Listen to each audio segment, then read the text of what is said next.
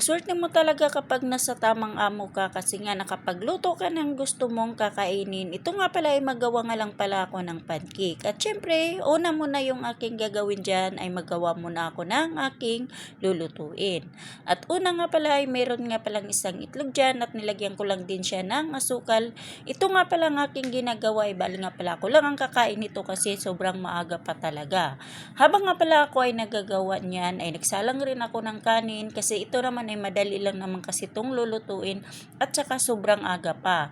At yun nga pala pagkatapos ko naman yung aking nilagay dyan na dry ingredients at minimix ko muna at pagkatapos nilagay ko na rin yung fresh milk ay syempre nilagyan ko na rin yan ng tubig. At nung nahalo na nga lahat, sinunod ko na nga pala yung flour o yung harina. Isang baso nga lang pala yung aking nilalagay kasi nga ako lang naman ang kakain yan at syempre mix ko muna yan. At pagkatapos naman ng pagmimix ko dyan at ipapahinga ko lang yan ng mga ilang minuto at saka ko naman siya babalikan at tamang-tama lang naman ay matutunaw lang yung yes na aking nilalagay.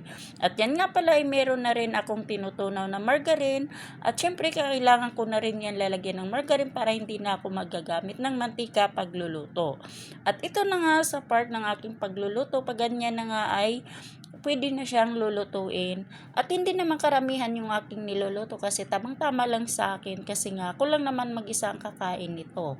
At yan nga pala sa aking pagluluto dyan ay syempre nalagay ko lang yan dyan sa plato o diba hindi naman karamihan yan kasi nga yan naman ay pangalmusal ko lang kasi habang ako ay nagsasalang ng kanin ito muna. At nung natapos na nga nilagyan ko lang din siya ng honey.